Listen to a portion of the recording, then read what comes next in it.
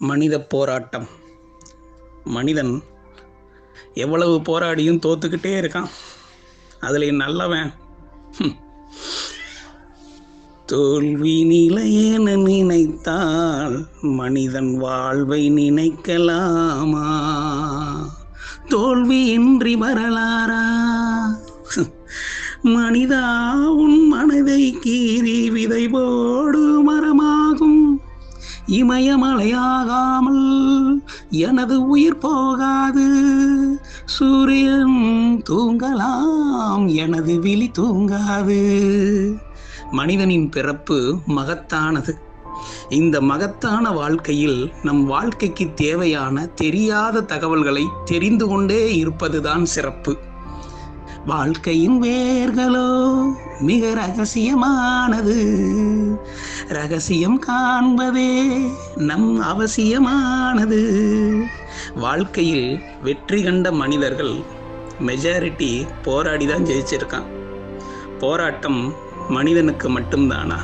பிற உயிர்களுக்கு இல்லையா? உதாரணத்துக்கு போராடி ஜெயிச்ச கருடர், நண்டு, ஓநாய் சொல்கிறேன். ஒரு ஓநாய் அது எப்படி வாழும் பார்த்துக்கிட்டிங்கன்னா, கூட்டமாக வாழும் தன்மை கொண்டது. 60% குட்டிகள் ஓநாய்கள் உயிர் பிழைப்பதே இல்லை. ஒரு ஓநாய்க்கு 13 to 18 வரைக்கும் அதோடைய வயது காலம். அதுலேயும் தொடர் பயிற்சி, திட்டமிடுதல், சக ஒற்றுமை, கடினமான உழைப்பு ஓநாயின் சிறந்த குணங்கள். ஒரு உயிரினத்தை அது தன்னோட இரையை பிடிக்கிறதுக்கு அது எடுக்கும் முயற்சியில் பாதி இது தோற்று போகும்னு சொன்னால் நம்ப முடியுதா? ஒரு ஓநாயை கொள்வது புலிக்கே சவால். சிறு மீன்கள், புழுக்கள், ஒட்டு மீன்கள், பாக்டீரியாக்களை சாப்பிட்டு தான் நண்டு வாழும். ஒரு தாய் நண்டு தன் அடிவயிற்றில் எண்ணற்ற முட்டைகளை சுமந்து தன் குஞ்சுகளை தன் அடிவயிற்றில் சிறிது காலம் பாதுகாத்து வெளியிடும். அதிலும் பிழைப்பது 1-2 நண்டு மட்டும்தான். பாதி தவளை சாப்பிட்டும், மீதி வயக்காட்டில் டிராக்டர் உழுதும். அப்போ ஒரு பெண் நண்டுக்கு எப்படி வலிக்கும்? அடுத்து நம்மளுடைய முக்கியமான ஒரு உயிரினம் கருடர். ஒரு கருடர் எவ்வளவு அடி உயரத்தில் பறந்தாலும் வட்டமிட்டு கொண்டே இரையை நோட்டமிடும்.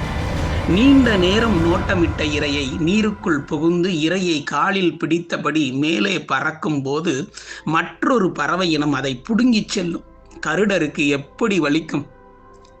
போராட்டம் மனிதனுக்கு மட்டும்தானா? எவ்வளவு எவ்வளவு போராட்டங்கள்! வெற்றி பெறணும் என்று நினைச்சிட்டா கிடைக்கிற வரைக்கும் விடாத.